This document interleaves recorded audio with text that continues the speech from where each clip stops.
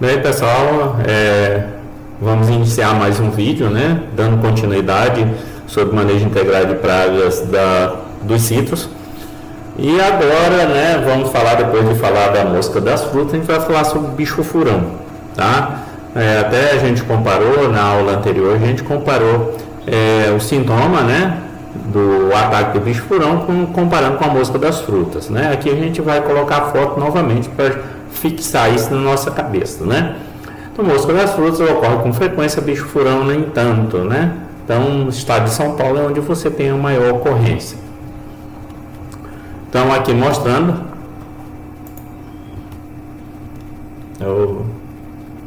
só um minuto.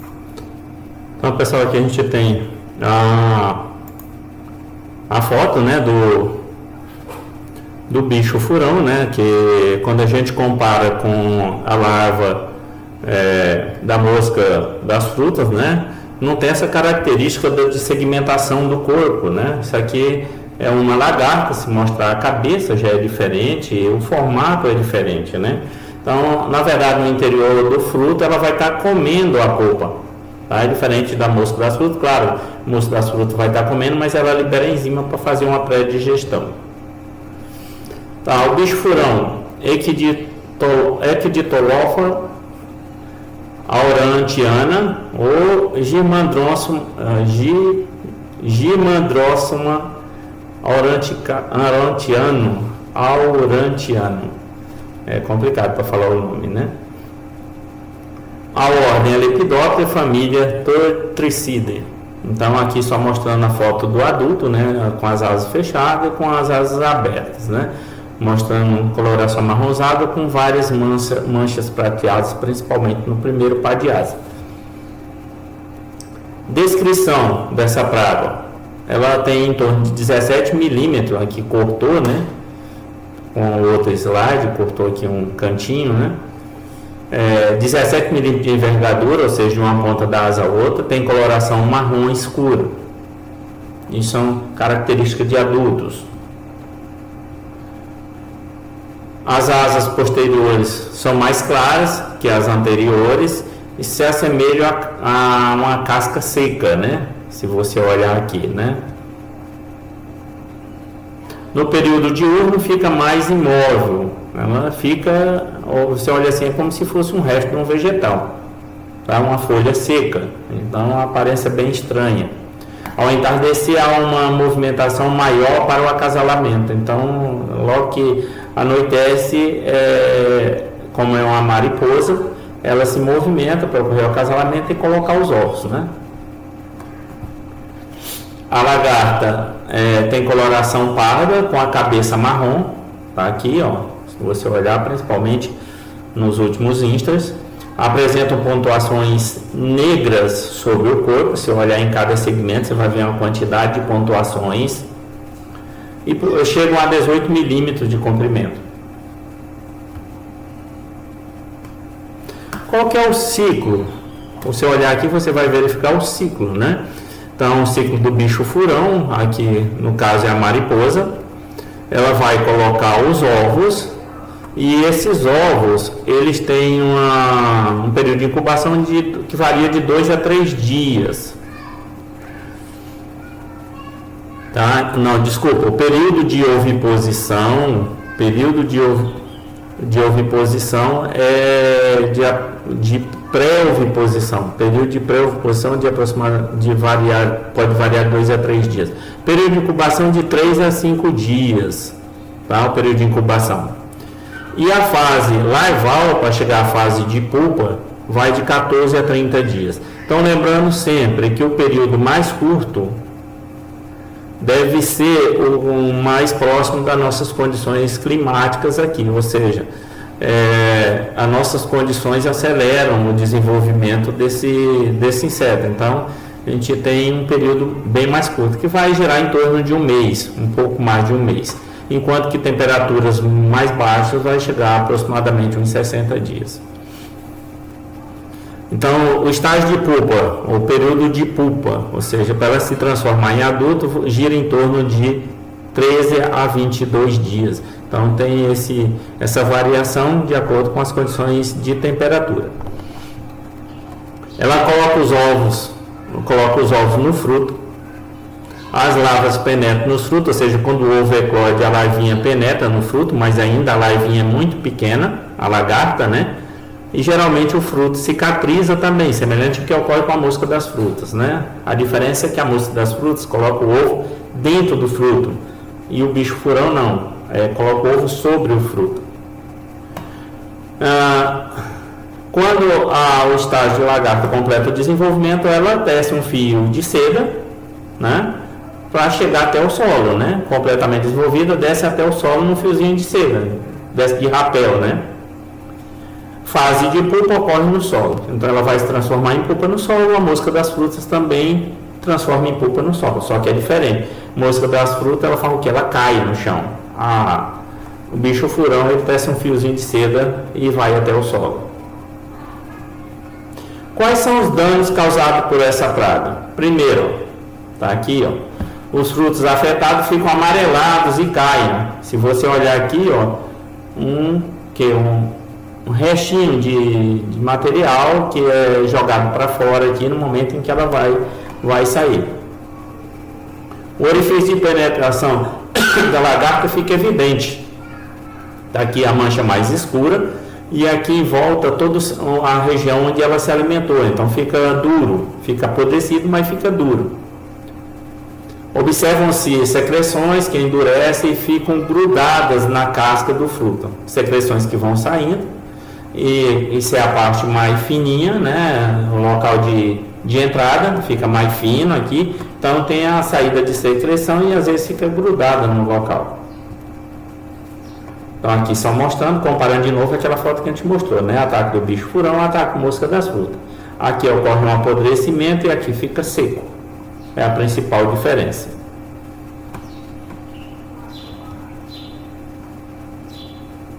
Então aqui, ó, você olhar no monitoramento, a gente viu os danos. Agora, o monitoramento, como que é feito.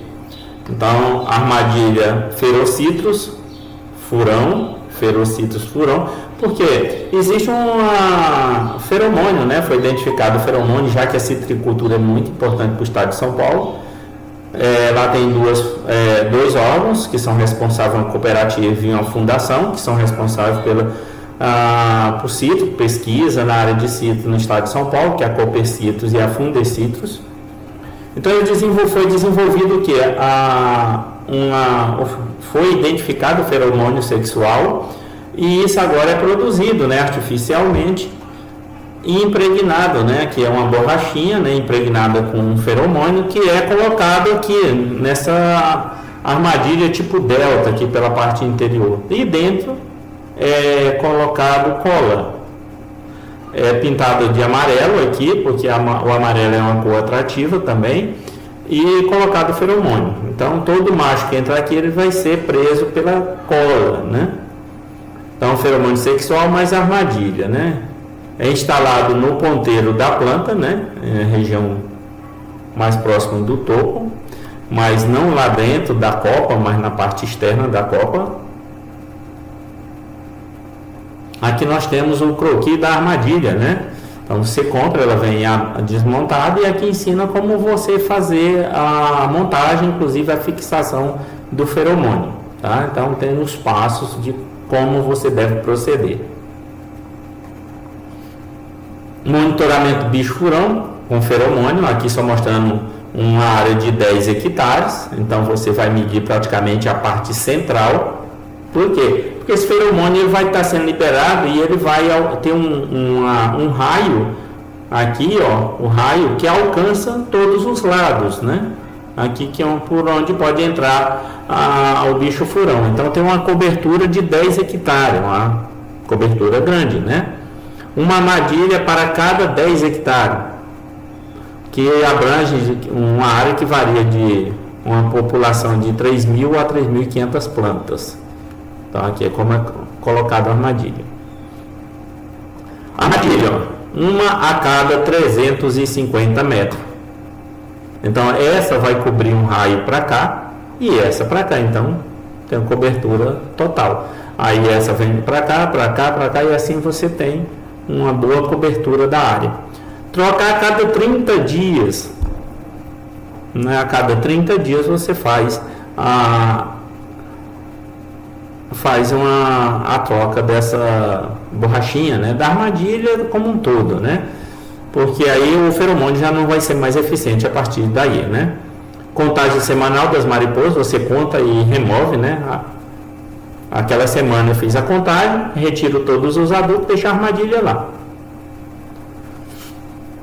Nível de ação. Olha lá, ó, 0 a 5 machos, né? É considerado faixa verde, que está livre, né? Sem problema. 6 a 8 machos, já vamos dizer, acende a luz amarela, que você tem que prestar bastante atenção. Isso aqui é o número médio de machos por armadilha. 6 a 8 machos, aqui é só na semana seguinte, né? Aqui está a faixa amarela, 6 a 8 machos. Na semana seguinte, repetir de novo, ficar amarelo, né? Você já deve, de preferência, entrar com controle, já que manteve uma população. Quando passar para 9 machos ou mais, é faixa vermelha, é controle imediato também, né? Então, 9 machos ou mais é faixa vermelha. Então, aqui eu tenho um nível de atenção, quando repete na semana seguinte, 2 semanas seguidas, ó, em faixa amarela, já é um indicativo para você prestar bastante atenção. E pode até fazer controle. Já quando ele chega a 9 machos, por armadilha em média, eu tenho que entrar com controle. E qual é o controle que eu devo fazer? Primeiro é o controle cultural. Ó. Coleta e destruição de frutos atacados. Eu não devo deixar frutos que caíram, deixar embaixo. Então tem que ter gente coletando esses frutos. Interromper o ciclo de vida do inseto é uma das formas, né? É uma consequência, né, da coleta e destruição dos frutos, é interromper o ciclo. Coletar principalmente os frutos ainda na planta que estejam atacados e enterrar pelo menos 30 centímetros ou fazer aquele processo de colocar uma tela em cima da vala onde estão os frutos. Existe também um controle biológico natural parasitoide de ovos que estão sobre os frutos, que é o gênero Trichogramma, parasitoides de lagartas, e aqui ela insere o ovipositor aqui no orifício por onde entrou a lagartinha, no local onde entrou a lagartinha, ela insere o ovipositor até atingir a lagarta que está aqui dentro. Nós temos também os predadores, são os crisopídeos, formigas, aranhas. Aranha no controle de adultos, formigas podem controlar a lagarta no momento em que ela sai do fruto e vai se transformar em pulpa, e os crisopídeos também, né?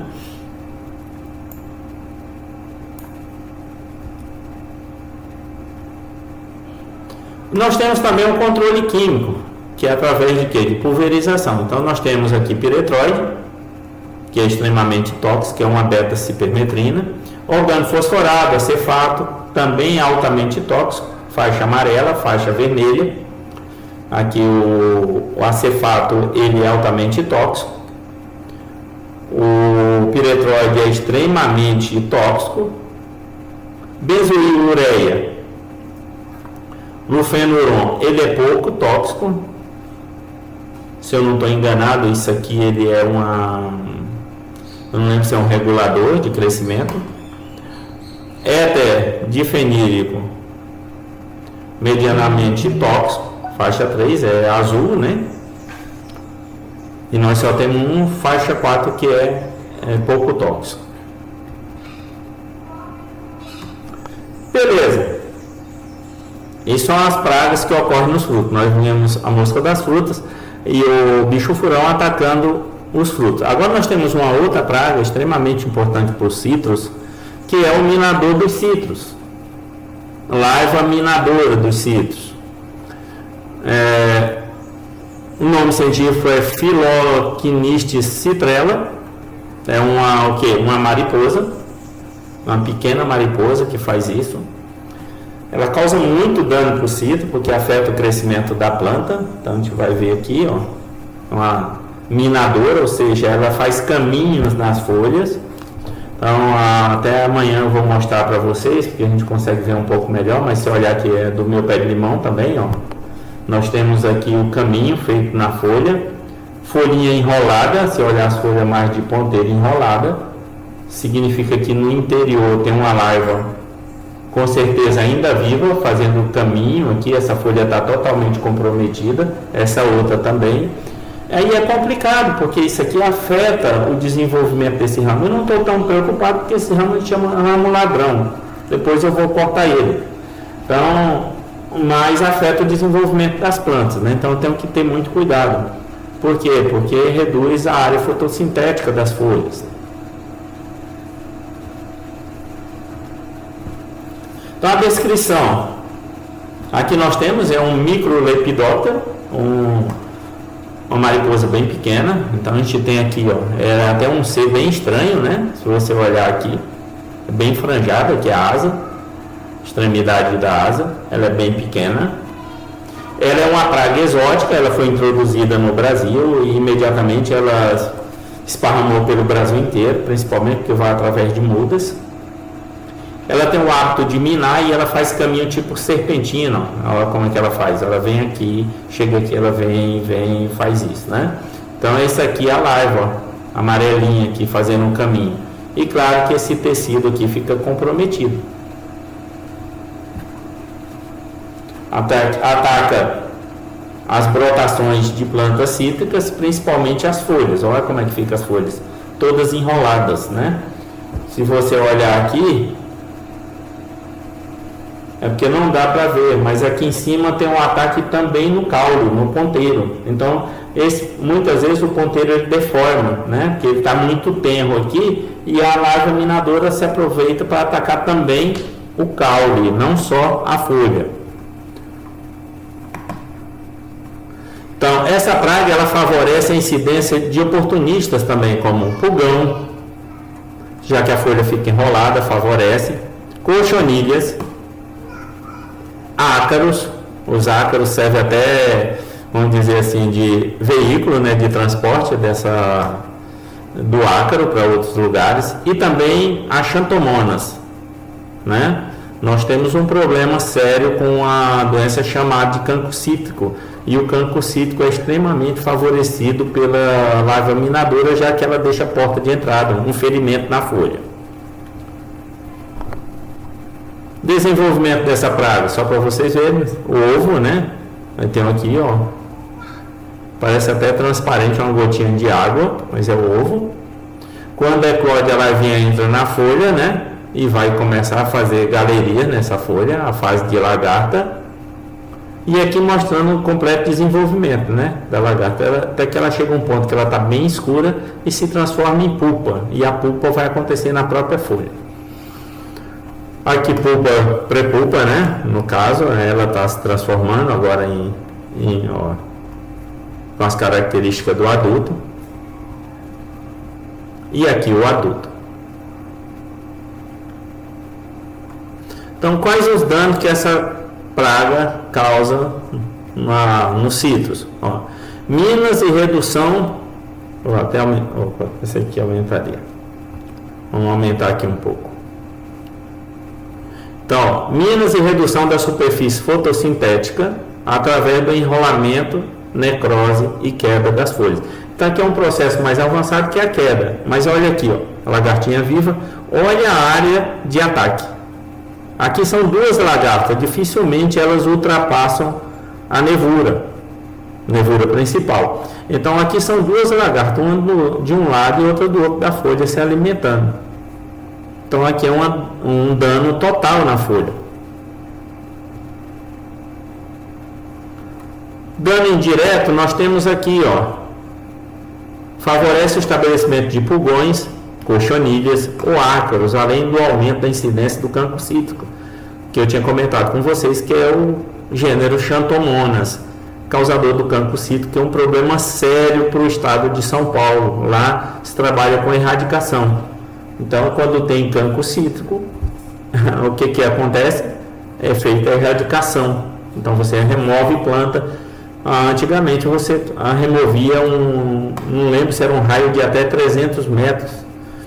um raio. Então você pega um diâmetro aí 600 metros em volta de uma planta doente. É complicado, né?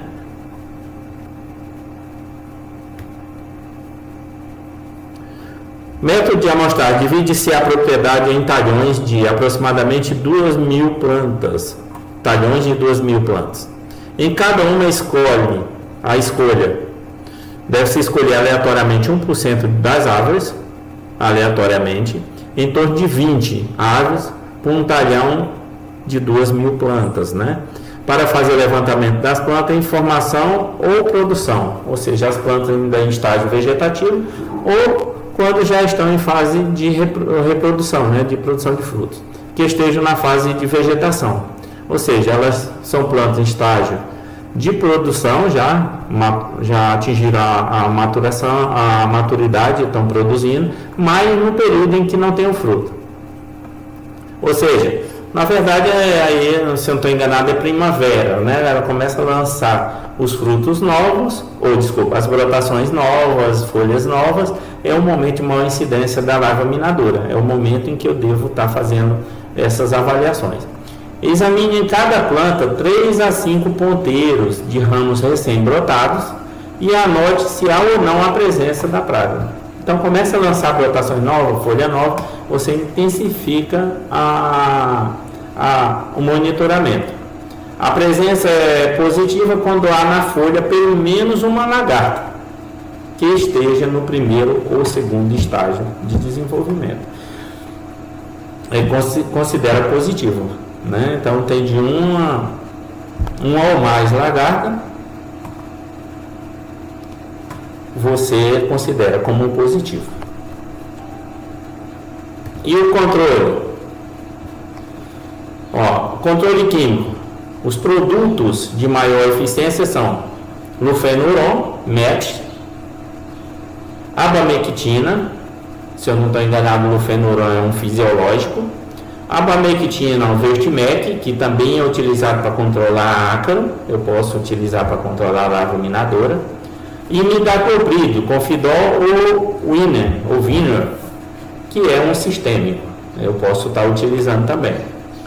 Pomares adultos, controle químico é menos necessário, ou seja, não é tão crítico. E utilização também de feromônios. Eu posso estar utilizando feromônio também para fazer o controle dessa praga. O monitoramento. Controle biológico. Deixa eu ver um negócio.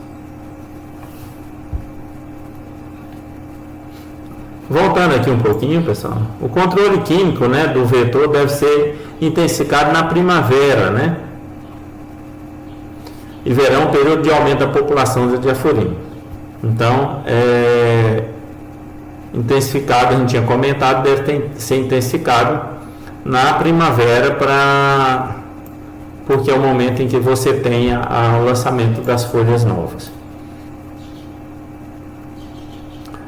Existe o controle biológico, né? Esse aqui não é uma ocorrência natural, ou seja, quando essa praga foi introduzida no Brasil, a Exalc, né, de Piracicaba, né, ela foi contactada pelos produtores de citros, a Fundecitrus, na verdade a Fundação e a Copecitrus, patrocinaram ou bancaram a construção de laboratório, né, só para pesquisar essa praga. Então foi construída uma estrutura dentro da Exalc, e claro, a estrutura depois ficou para a Exalc, mas para buscar uma solução para essa praga que estava causando sérios danos. Então os produtores foram no centro de origens, eu não sei se foi na Flórida, e encontraram a vespinha, né? Essa vespinha é que faz o controle da larva minadora. E trouxeram e fizeram a produção. Eles deveriam, na verdade, ter distribuído isso pelo Brasil inteiro, mas na verdade foi utilizado mais no estado de São Paulo. Liberaram isso aqui no campo, né? Foi produzido, liberado no campo. Não sei se hoje eles ainda estão produzindo, mas ela já faz um belo controle. Ela e mais essa aqui, ó. São duas, né, parasitoides, né, Galel Galeopsomia fausta, cirrospilos e predadores também, formigas e outros. Então nós temos cirrospilos e temos a galeopsomia, né? Então é difícil, a língua enrola e a gente não fala, né? Então nós temos esses daqui de introduzidos, né? A gente temos formigas que é de ocorrência natural, que também pode ajudar no controle. Beleza, obrigado pessoal, vamos parar esse vídeo por aqui e daremos continuidade em seguida. Muito obrigado e até já.